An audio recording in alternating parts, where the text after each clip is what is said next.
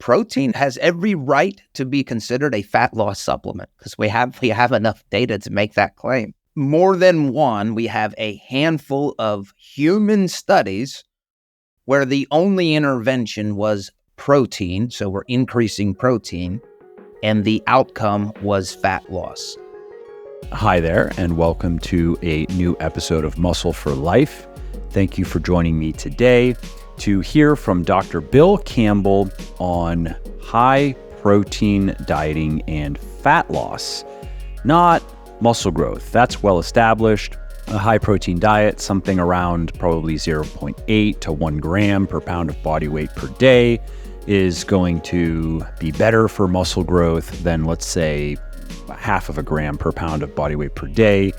There's nothing interesting there. Most people know that. However, did you know that there is evidence that simply increasing your protein intake can accelerate fat loss when you're dieting? Well, that is what today's episode is going to be about. How does that work? How well does it work? How can you implement it in your fitness regimen to lose fat faster or lose more fat over the course of a cut? And if you're not familiar with my guest, Dr. Bill Campbell is a repeat guest on the podcast. I always enjoy talking to him about any and all things body composition, which is what he particularly specializes in his educational material. He's also the director of the Performance and Physique Enhancement Laboratory at the University of South Florida. Dr. Campbell has published more than 150 scientific papers, and he also has a research review, which you can find over at Bill Campbell PhD. That is CampbellPhD.com, in which he examines scientific papers specifically on body composition. That's his focus, and then breaks them down into simple, practical insights that you can use to achieve your body composition goals faster and more enjoyably. How would you like to know a little secret that will help you get into the best shape of your life? Here it is. The business model for my VIP coaching service sucks. Boom, mic drop. And what in the fiddly frack am I talking about? Well, while most coaching businesses try to keep their clients around for as long as possible, I take a different approach. You see, my team and I, we don't just help you build your best body ever. I mean, we do that. We figure out your calories and macros, and we create custom diet and training plans based on your goals and your circumstances, and we make adjustments depending on how your body responds, and we help you ingrain the right eating and exercise habits so you can develop a healthy and a sustainable relationship with food and training and more. But then there's the kicker, because once you are thrilled with your results, we ask you to fire us. Seriously, you've heard the phrase, give a man a fish and you feed him for a day, teach him to fish and you feed him for a lifetime. Well, that summarizes how my one-on-one coaching service works. And that's why it doesn't make nearly as much coin as it could. But I'm okay with that, because my mission is not to just help you gain muscle and lose fat. It's to give you the tools and to give you the know-how that you need to forge ahead in your fitness without me. So dig this, when you sign up for my coaching, we don't just take you by the hand and walk you through the entire process of building a body you can be proud of. We also teach you the all-important whys behind the hows, the key principles, and the key techniques you need to understand to become your own coach. And the best part, it only takes 90 days. So instead of going it alone this year, why not try something different? Head over to muscleforlife.show/VIP. That is muscleforlife.show/VIP, and schedule your free consultation call now. And let's see if my one-on-one coaching service is right for you. Hey, Bill, it's nice to see you again. It's been a little bit. Yeah, it's been a little while, but I'm excited to be back. Yeah, you've been busy. You've been busy reviewing research and publishing your own research and publishing reviews of research and on and on. All right, so today we're going to be talking about protein intake, but we're going to come at it from an angle that I think most people are not used to hearing. Typically, if somebody like you or somebody like me is going to talk about protein intake, it's in the context of muscle growth. How much protein should you be eating to maximize or to optimize muscle growth, or maybe it's muscle retention when dieting. But we're going to be talking about, and you're going to be going over some research and explaining the relationship between protein intake and fat loss and how protein intake can affect fat loss when dieting. Yes. And I've been saying for the last year or so, protein it has every right to be considered a fat loss supplement because we have enough data to make that claim. And what do you mean by that? What I mean is we have more than one. We have a handful of human studies where the only intervention was protein, so we're increasing protein, and the outcome was fat loss. And not just fat loss, that's where this, in many cases, that was the primary variable of interest. So it wasn't just a nefarious or, oh, we also found this. In many cases, it was, no, we're going to test protein intake for fat loss, or more generally, body composition. And we've seen a pretty consistent trend.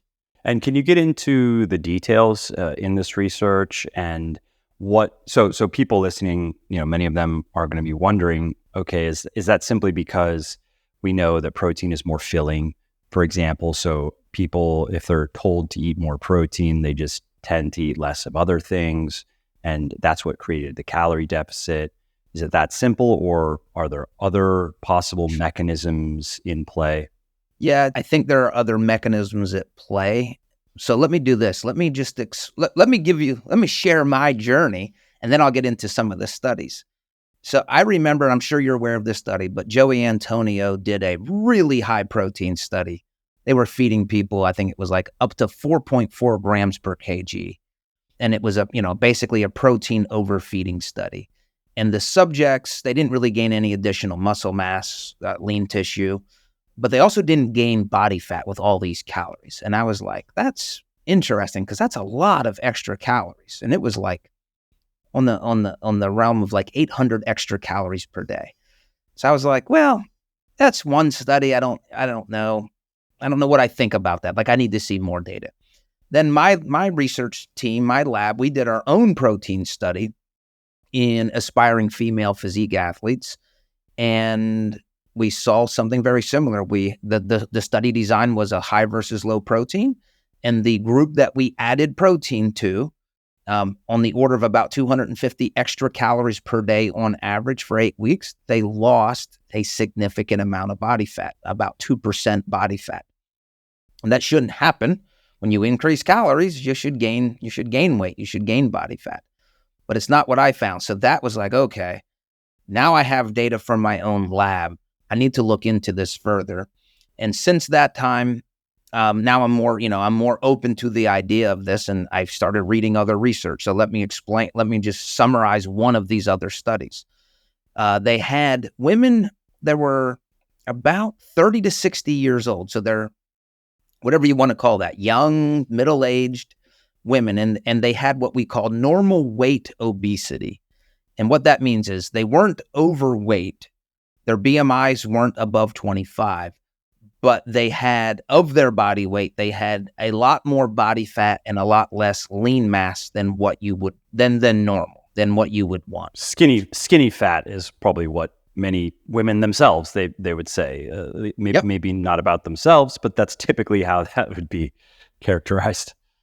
That's the term. Yep, that's the exact term.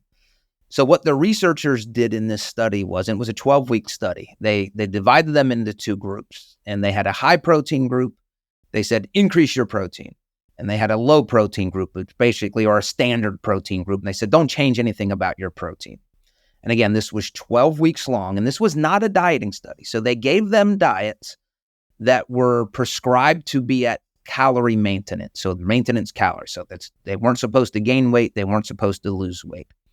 and also no exercise. The only thing that this study manipulated was protein. And let's just say when you increase one, whenever you manipulate one macronutrient, by default you're going to manipulate others if you're going to try to be a caloric maintenance. Yeah. But the intervention was protein. And what they did was the standard protein group was eating around 1.1 grams per kg. So fairly low protein to start. That's about 0.5 grams per pound, depending on how people want to. RDA. Yeah, exactly. Yes. And a little above the RDA and right around average. The high protein group was eating about the same amount at the start, and they increased it from 1.1 to 1.8 grams per kg. And that was about 0.8 grams per pound. So not super high, but they took them up to a higher level. Kind of a body composition diet now in the realm of that. Yes, yeah. And again, no exercise, no dieting here. Now, of course, the carbs did go down, fat went down a little bit, but calories were prescribed to be the same. And at the end of the 12 weeks, they found that the higher protein group, they actually did eat a little less calories. It wasn't statistically significant, but a few less calories, maybe around 6% or so, 5%, not a lot. But when they looked at the body composition, and again, the only thing here was protein, they gained 3 pounds of lean mass and they lost 2 pounds of body fat. So that's a 5-pound anabolic index, so to speak, when you gain lean mass and you lose body fat. The other group, gained about 0.5 pound of fat and lost like 0.5 pound. So let's just say no change at the end of the day. And the crazy thing about this study was it was just protein. It had a significant impact on their body composition with no exercise, no dieting, it's just, hey, can you increase your protein and let's see what happens after 12 weeks? So that was the first study that I read, outside of this fitness realm of where there's exercise and trying to gain muscle, or my lab, we're always trying to preserve muscle when dieting. Then let me tell you about another study. So that was the first one I read. Then there was another one. Now this one was in older females, and it's funny, both of these studies were in females. This time it was a weight loss study. So they took around 40 overweight females, and here we're looking at ages 50 to 80. So first study was young to middle age. Now we're looking at middle age to older. They put all of these women on the same diet. So it was a 500 calorie deficit diet. And one group was just diet alone. And then they had 2 other groups that got just a little bit of protein. One group got whey protein, and a third group got whey protein hydrolysate. So what's the difference? Whey protein hydrolysate is, I like to use the word pre-digested or enzymatically manipulated so that it's digested faster. It's broken down into smaller peptides. Whether or not that does much, that there's some research to suggest it can be helpful in certain situations. But in this case, let's just appreciate everybody's on a diet, and 2 groups got whey protein. And here's the funny thing, they only received about 16 extra grams of protein per day. So they had these little pouches, 10-gram pouches, 8 grams of protein. They said eat with breakfast, then do another sachet with lunch, another 8 grams. So 16 grams of whey protein, whether it was whey protein normal or whey protein hydrolysate. And again, all of these subjects were on approximately a 30% caloric deficit. But because these subjects were taking these supplements, they didn't diet as much because they were getting extra protein. And I'll also say that this was really low protein intakes. The group that just dieted alone was getting about 50 grams of protein per day. And that was about 0.8 grams per kg. The other groups were getting around 70 grams per day with the added protein. So that actually took them up to about 1 gram per kg, or about 0.5 grams per pound. So we're not talking, these aren't high protein diets, but what we are looking at is they increase their protein. And what we see when we go to the end, and this was an 8-week study, not a 12-week study like the first one, we see the same thing. Lean mass stayed the same in the protein groups, but they lost a significant amount of body fat, significantly more than just the diet alone group, even though they were eating more calories. And it was about 10, 12% more calories, all coming from protein.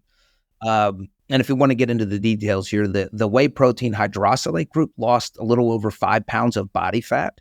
The other group lost about 3 pounds of body fat. And the group that didn't take any protein, they lost like 1.5 pounds. So significantly better fat loss outcomes from this group that was dieting and that added more protein to their diet, which means they had less of a caloric deficit. And the weeds of this is, well, why did they lose more with hydrolysate? And the only thing I'll say to that is, this is not the first study where whey protein hydrolysate seems to have an advantage for fat tissue liberation and just overall fat loss. I'm aware of another study from Mike Roberts.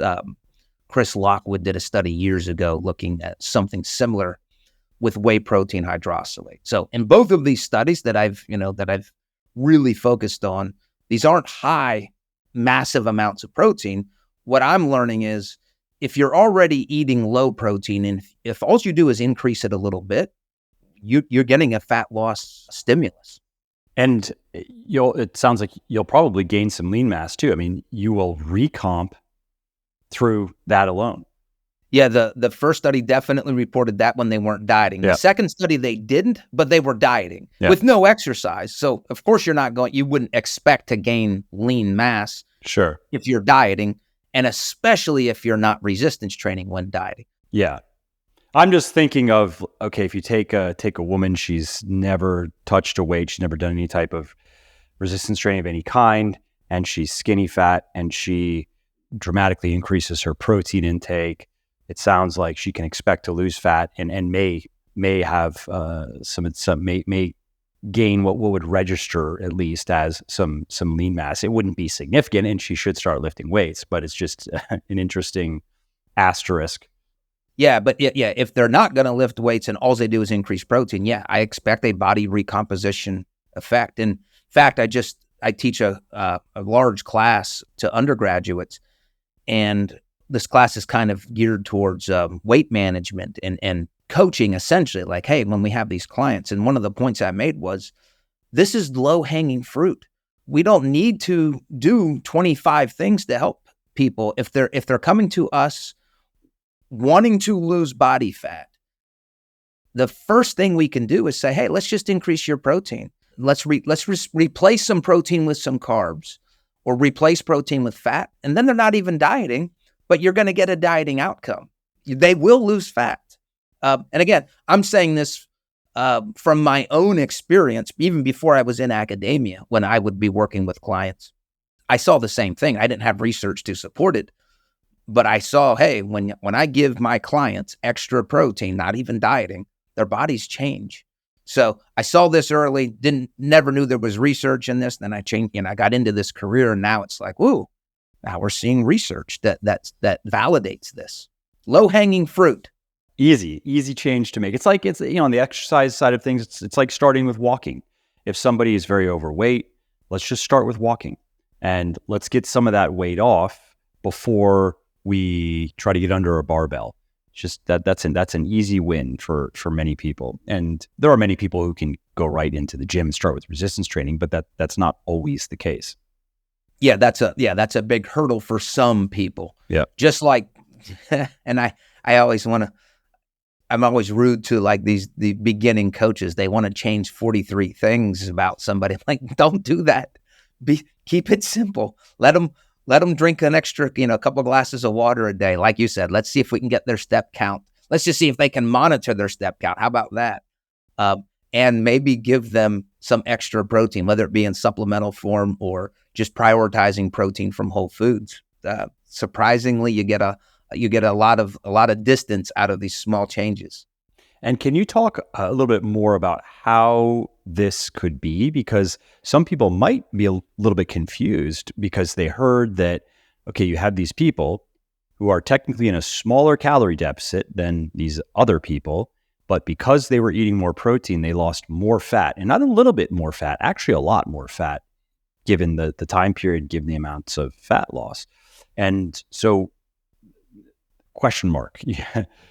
Yeah. So, yeah, we're talking significant, for statistically significant amounts of fat loss.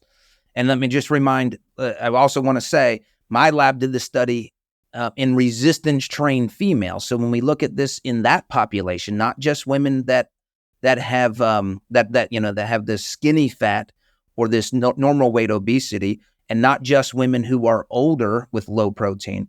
We did this in my own lab with resistance training females. We had them go from, it was about 1.5 to 2.4 grams per kg of protein, increase their calories by quite a bit. And in that case, they maintain their carb, they maintain their fat intake. So increasing their calories by around 250 per day with resistance training caused a loss of 2% body fat. So we kind of covered, we have young women, we have older women, and we have women that are resistance training. Now the question is why? Because when I had to publish this, it's like, why? Yeah. So I had to theorize about, well, why would they lose body fat when we increase calories? That seems to violate what we think we know about how energy balance. And it's not because they're moving more or working out more intensely to a significant degree. None of those things, obviously. Not in my study's case, because everybody did the same workout. So we actually supervised every workout. But yeah, without that control, you could say, well, maybe they were, but in our case, that wasn't. So there was a study that I found which explains this beautifully, and it's exactly what everybody would think, but they actually did the research that was needed to be done. And again, it's one study, but it makes sense. So what they did, they took males and females, and they put them into a what they called a respiratory chamber, or a whole room calorimeter. And they were in this room for 32 hours on 2 different occasions. So, and what this room is, it's basically a metabolism room. It tells you, and it's cut off from the environment, and it measures the air that you're breathing and what you're expending. So it knows how much oxygen goes in, and it knows how much oxygen and carbon dioxide you breathe out. And with that data, the concept is called indirect calorimetry. What that allows you to do as a scientist is determine pretty precisely how many calories somebody is burning and how many calories they're burning from body fat or carbohydrate stores, and there's a protein assumption. So my lab, almost all exercise science labs have this technology, but it's not in a whole room calorimeter. It's just like a bubble or a face mask, and we can measure metabolism. But this was a special study because these subjects could live in this room for 32 hours. And again, they did this on 2 occasions. So all the subjects did 2 conditions. One time they went into this room calorimeter, slept in it overnight, and they were given a really high protein diet. And another time they were given a low protein diet. And basically the high protein diet was as high as about 3.3 grams of protein per kilogram of body weight. So really high protein. And when they were in the low condition, it was about 1.3 grams per kg. So I would just say a typical American diet. And they gave them breakfast, lunch, dinner, and then breakfast the next morning. And they were able to assess how many total calories did they eat or did they burn. And they were also given a diet that was supposed to be at calorie maintenance level. So again, this wasn't a low calorie, it wasn't a high calorie diet. It was just protein manipulation. Some other really cool things they did for the females, they controlled for the menstrual cycle. So there was none of those considerations. They also had all of these subjects follow a 3-day standardized diet before they got into this room calorimeter. So awesome. Really good controls. The only thing that I didn't like about this study was when they had the high protein diet, it was all liquid.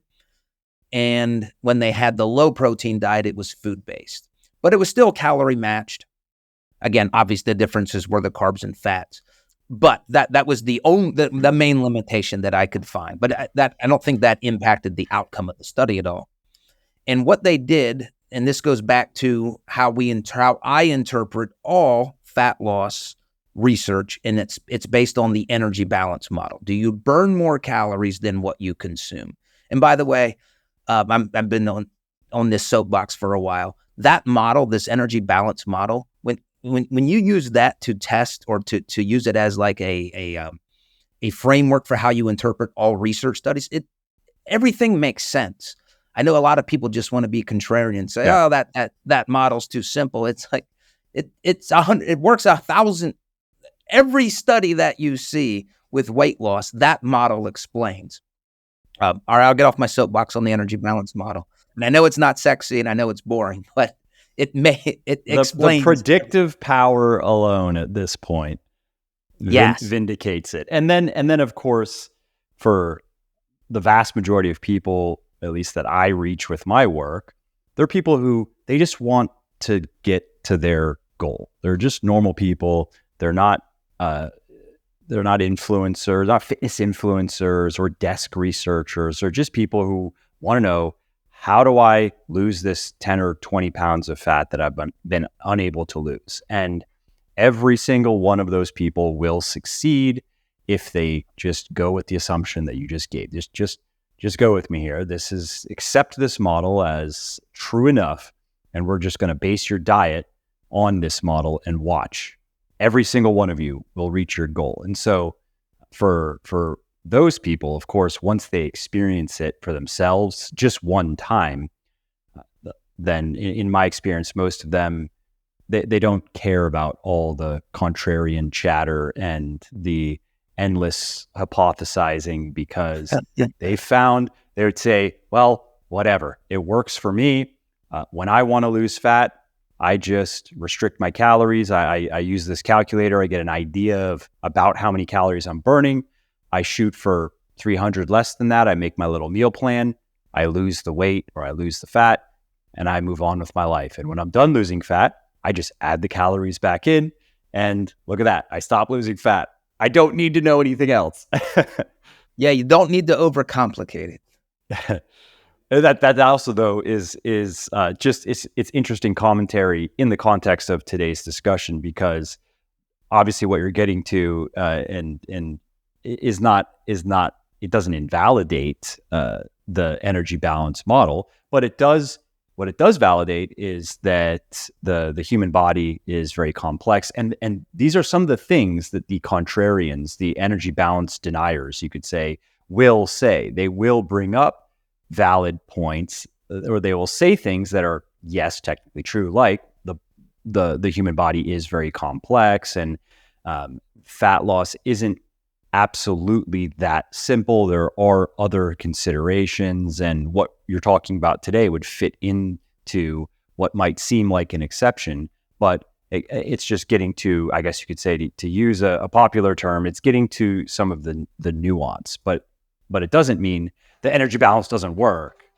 No, and once I share these results, it fits it perfectly. It's like, oh, that makes sense based on this model. So what they reported was, and again, energy balance model. We basically have three states. A neutral energy balance is you're eating the same number of calories as you're burning. You don't gain or lose weight. If you have a positive energy balance, you're eating more calories than you're burning, you gain weight.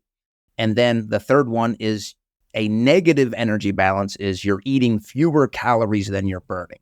So what this study reported, for the first time that I'm aware of, was eating a high protein diet induced a negative energy balance. Now we have to remember, both the high and low protein diets were the same number of calories. The only difference was high protein or low protein. And when the subjects were on the high protein diet, they burned an additional, around 90 calories per day over these 24 hours. Actually, it was, on a 24-hour time basis. Remember, they were able to measure this over 32 hours, but on a 24-hour basis, they burned about 90 extra calories. They burned 90 calories more than what they were consuming. And the other group, the low protein group, was pretty close to what they were consuming. They were like around 20 calories in excess.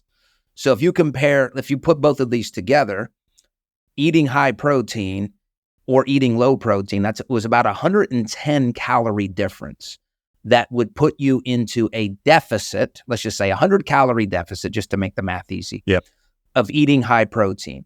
So and again, they weren't in a 100 calorie deficit, but they were burning approximately 100 more calories every day because of this high protein diet. And most of those calories are going to come from body fat.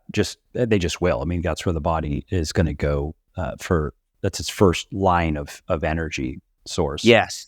Yep. Exactly. And in this case, it's not like the body burns carbs when you're sitting in a room calorie. I mean, it's not gonna burn muscle tissue when it has body fat. That's what body fat is for. Yeah, and they also did look at something called fat balance, which is how much total fat's going into the body versus how much is going out of the body.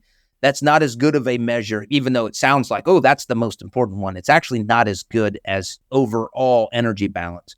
But even the fat balance data was neutral with the low protein, and there was a negative fat balance, which is good, meaning that they were burning more fat than what they consumed with the high protein diet. So again, in my study, we hypothesized, hey, there's probably, and we have this higher thermic effect of food with protein. It just it takes more energy to process. So likely my subjects are burning more calories. Well, this calorimeter study validated it. That's exactly what's happening.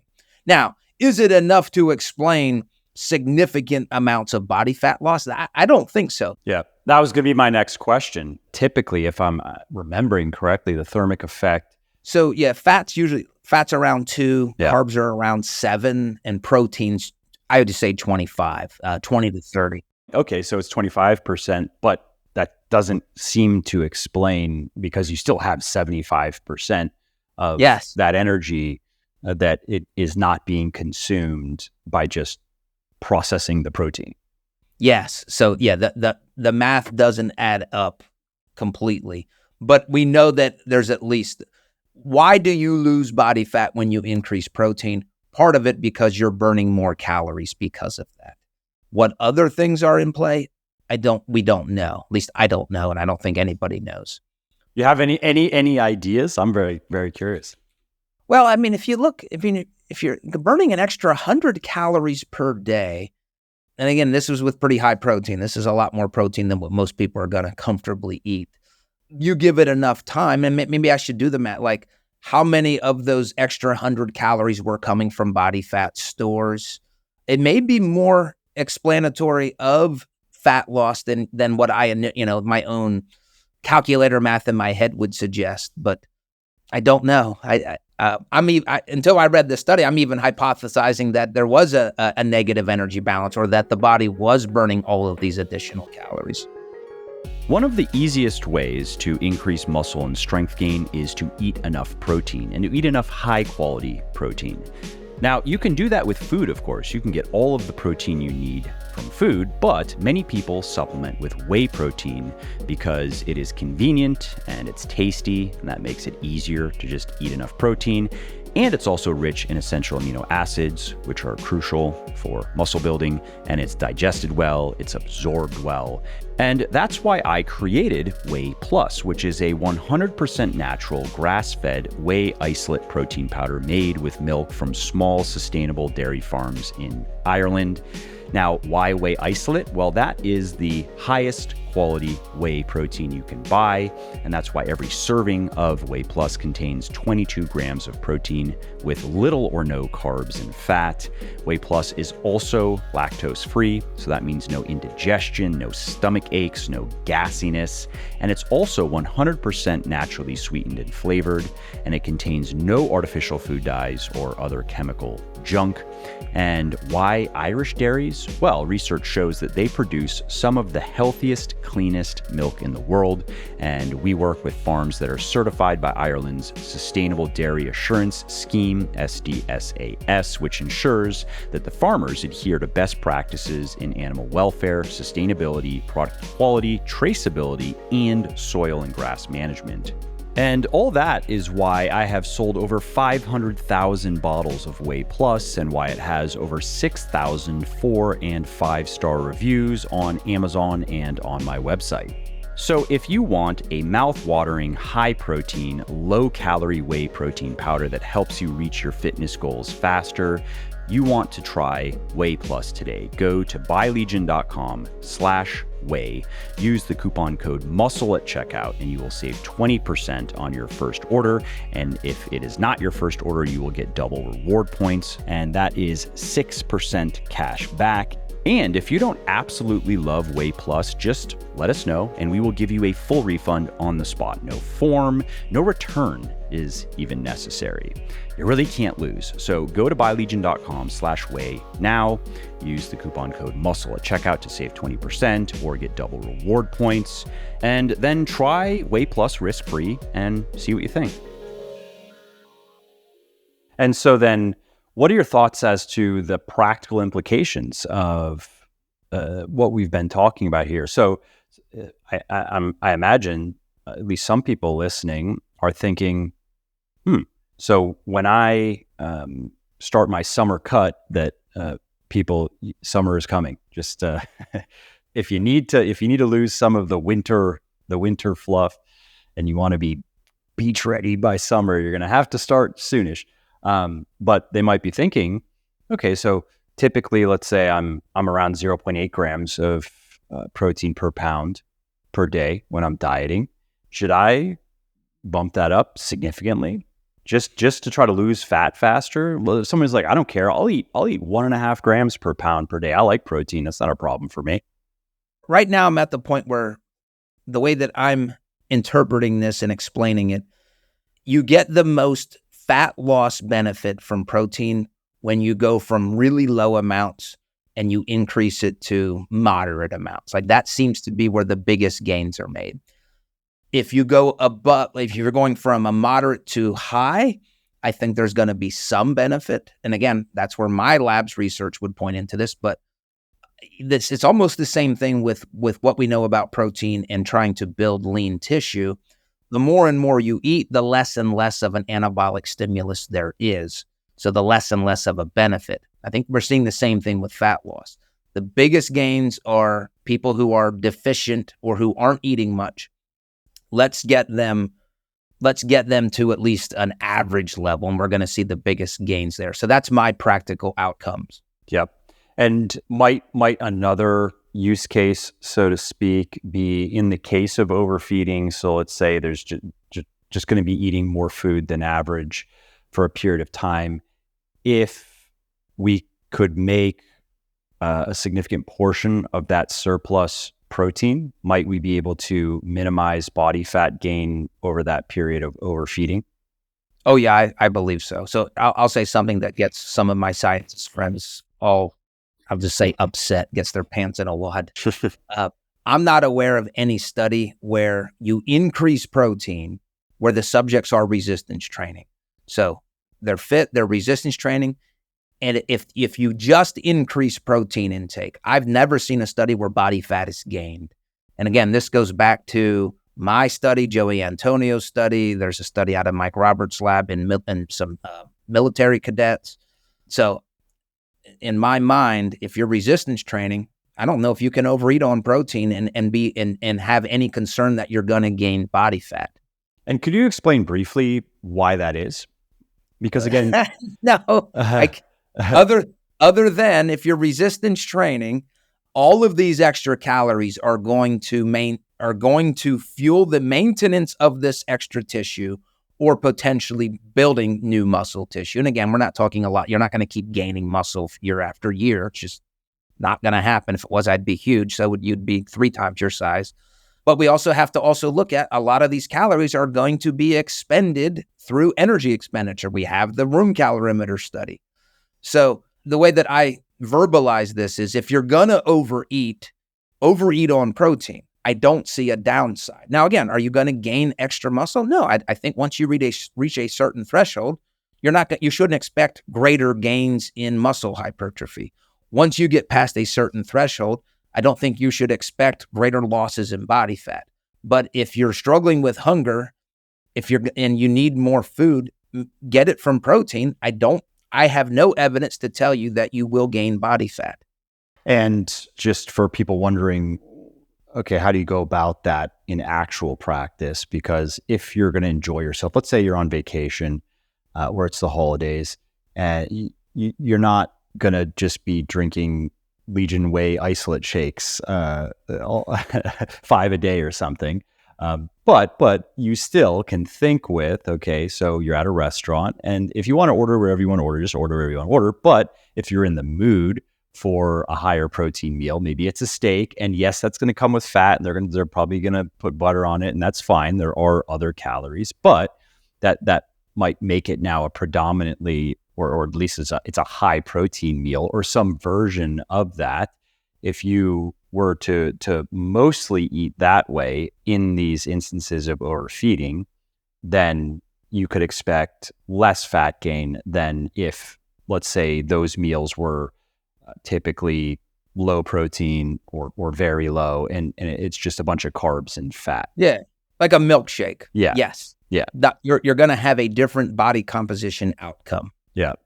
And so that's something that, again, I think is I've kept that in mind when on vacation, for example. So especially if it's going to be 10 to 14 days, and I'm not going to be neurotic about my food, and I'm just going to enjoy myself. But usually by skipping breakfast, so just having 1 or 2 larger meals per day and making protein a major part of those meals, I've been able to, I can just think back to times where I felt like for the amount of food, volume, and even calories I was eating, and it was good food, it was tasty food, it was a lot of higher protein in there, a lot of protein was in those meals. I can remember multiple times in the past after doing that for 7, 8, 9 days, and looking in the mirror, being a little bit confused, like thinking I almost look better. Like how and I'm not saying that I lost body fat, but I would have expected to, after 8, 9, 10 days of that, to see something, because I typically stay pretty lean. I would have expected to see some sort of negative, like accumulation of fat somewhere, and see basically nothing. It looked, to my eyes, like I wasn't on vacation. Like I was home, just doing my normal routine. Yeah. And I think the other thing with vacation, a lot of people do walk more than what they realize as well. That's very true. Yep. Caveat. Yep. Very true. Well, that I think those are all the major points. Is there anything else that you want to touch on that I haven't asked, or anything else regarding protein and fat loss that you want to share? No, I'll say that we finished a study that we're now in the process of analyzing the data, where we had, these were non-resistance trained females. We had 3 groups. One group we said, we all groups lifted weights in my lab. One group, we gave them a goal. We said, hey, we want you to reach a gram per pound of body weight. Another group, we said, don't change anything about your food, like just lift weights in my lab. And then the other group, we said, hey, just try to eat more protein, like double your normal protein intake. But we didn't give them a numeric value. So we're just going to see is there a benefit in what I'm calling intuitive protein feeding? So, hey, I just want to eat more protein. Or the female who starts resistance training and they have to hit a goal, so they're taking supplements. So your company gave us some protein to help us with that in that study. So I don't have results on that yet, but we're analyzing that data. And that makes me want to ask, where would you like to see research on protein and fat loss go from here? Like what are the questions that you would love to pursue next? Well, what I would love to see in this study, my own study. So let me start there. And let me just say, I'm not analyzing this data. I have a data analyst, so nobody has to worry about me biasing anything. A lot of people would think, oh, I want the 2.2 grams or the gram per pound group to do the best. Actually, I don't. I want the group that the intuitive eaters, because that's more practical to just everyday people out in the world. That's real easy to think with. Don't worry about trying to hit numbers and weigh things and measure things. Just eat more. Yes. Know what has protein in it. Choose more of that. And so again, I don't know what that'll be.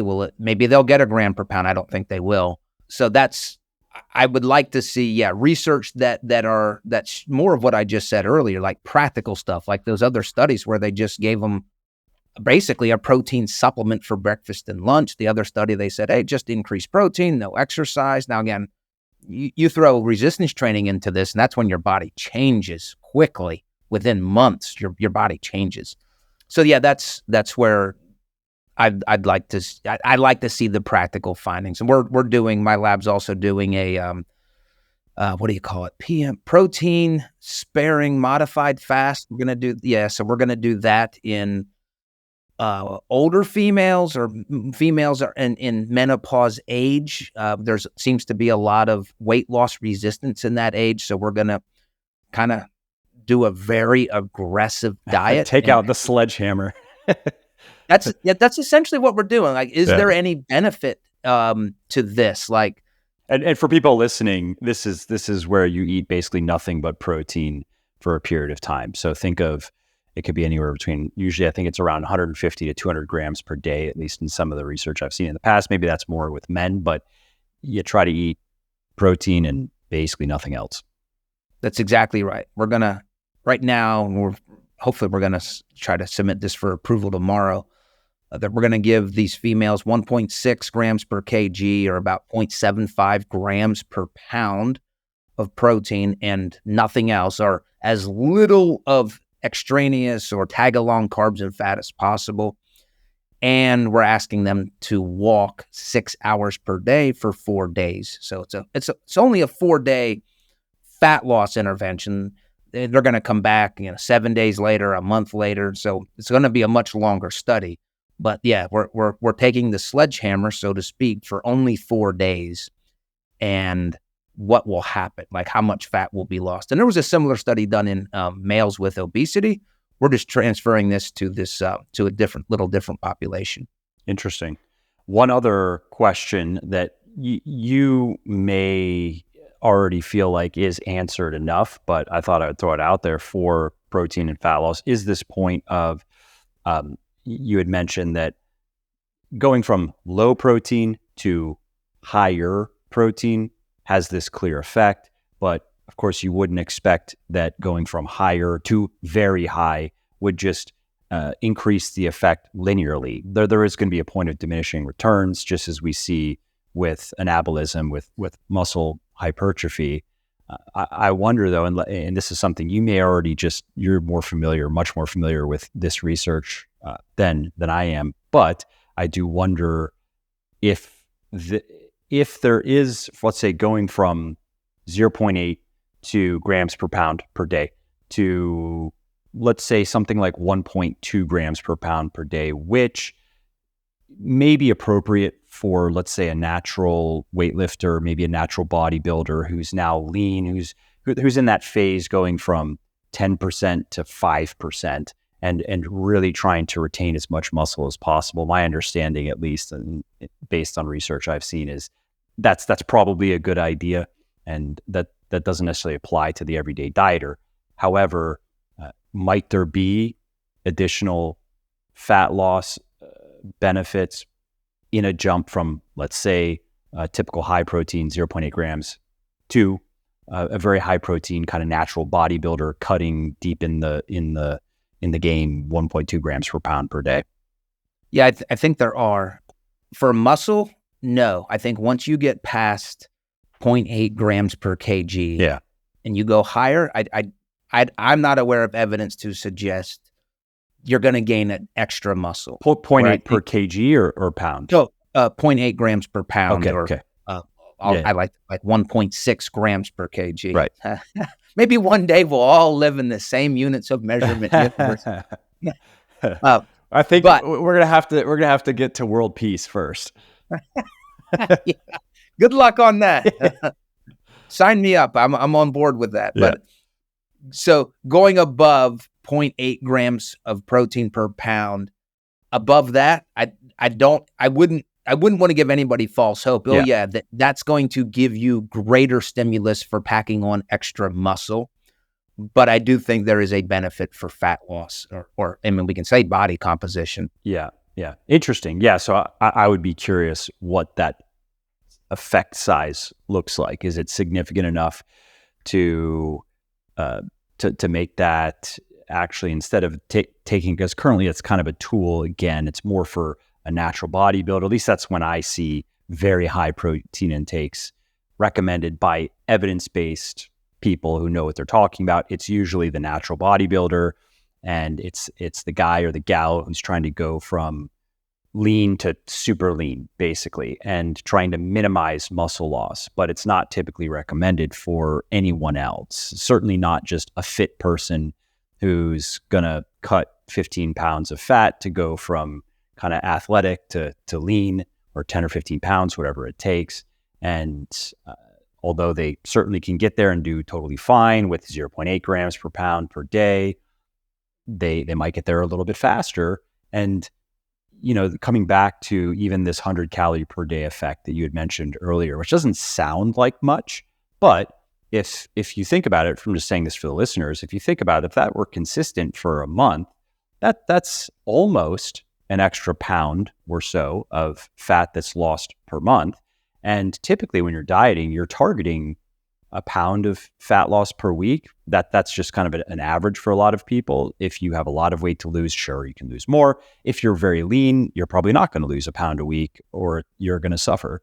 But for people who are fluctuating, let's say women fluctuating anywhere between 30 and 20%, like if we're talking about dieting downward, or men, if they're dieting anywhere from, let's say, 20 down to 10%, that's usually what they're targeting, something around a pound of fat loss per week.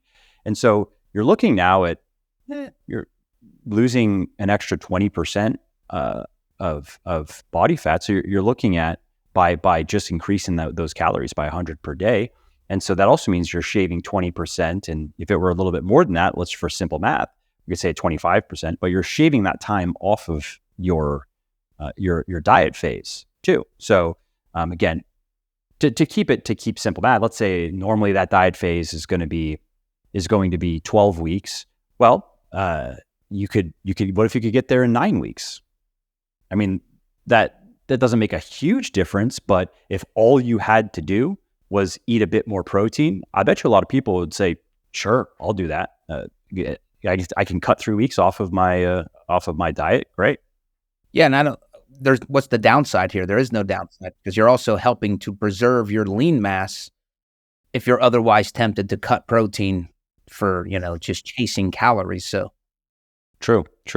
Well, anyway, the just random brain droppings, but an interesting discussion. Again, very practical. I think that some simple takeaways that people can think with just for optimizing. Obviously, we're in the realm of, this is kind of the part of the 80% that gives you the 20%. We've talked about the real core, of course, is energy balance. That's the 20% that gives you 80. But if you want to go after the optimizations, I think this is a great example of that. Supplements also, not necessarily fat loss, doesn't have to be as fat loss, but supplements in general. I mean, they're supplementary by definition. So this is like supplementary, I think, information, and kind of a supplementary diet modification that people can make, even if they already know what they're doing. They're eating enough protein. They're not going from the RDA up to double the RDA.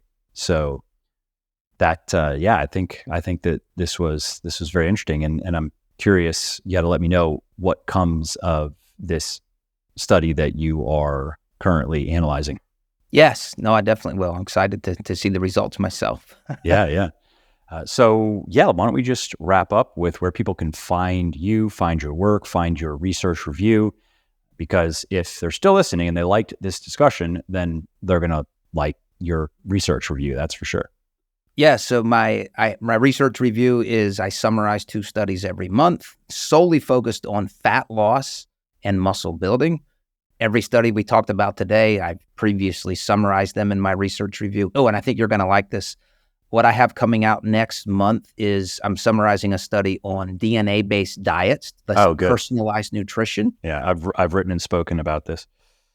So the study just, is there validity to this? Should you eat according to your genes, like meaning there's carbohydrate responders, should I eat higher carbs? Or there's fat responders, should I eat more higher fat when I'm dieting?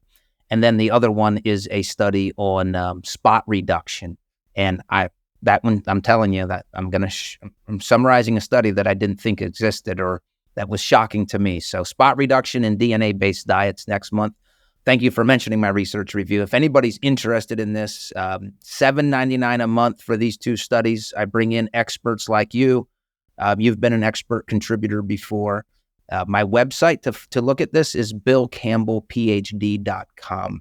And if anybody wants to follow me on social media, Instagram is Bill Campbell PhD. Awesome. And I like the cliffhanger. Maybe we'll have to do an episode on the spot reduction, because now people are, they're titillated. Wait a minute. I can lose I can target the belly fat? According to this study, yes. DEXA-based midsection study, yes. And it's not the only study to show this. So I know. I'm just the person reviewing the studies. Well, once this one goes up, we'll have to talk about getting the next scheduled. I always enjoy getting into some of the byways of the literature. Yes. Yep. Okay, great. Well, as always, I really enjoyed it. Thank you. Yeah, thank you for having me on again. How would you like a free meal planning tool that figures out your calories, your macros, even your micros, and then allows you to create 100% custom meal plans for cutting, lean gaining, or maintaining in under 5 minutes? Well, all you got to do is go to buylegion.com/mealplan, buylegion.com/mealplan, and download the tool. And if I may say, this tool really is fantastic. My team and I spent over 6 months on this thing working with an Excel wizard, and inferior versions of this are often sold for $50, $60, even $100. Or you have to download an app and pay every month, or sign up for a weight loss service and pay every month $10, $20, $40, $50, even $60 a month for what is essentially in this free tool. So if you are struggling to improve your body composition, if you are struggling to lose fat or gain muscle, the right meal plan can change everything. Dieting can go from feeling like running in the sand in a sandstorm to riding a bike on a breezy day down a hill. So again, if you want my free meal planning tool, go to buylegion.com/mealplan, buylegion.com/mealplan, enter your email address, and you will get instant access. Well, I hope you liked this episode. I hope you found it helpful. And if you did, subscribe to the show, because it makes sure that you don't miss new episodes. And it also helps me because it increases the rankings of the show a little bit, which of course then makes it a little bit more easily found by other people who may like it just as much as you. And if you didn't like something about this episode or about the show in general, or if you have ideas or suggestions or just feedback to share, shoot me an email, mike@muscleforlife.com, muscleforlife.com, and let me know what I could do better, or just what your thoughts are about maybe what you'd like to see me do in the future. I read everything myself. I'm always looking for new ideas and constructive feedback. So thanks again for listening to this episode, and I hope to hear from you soon.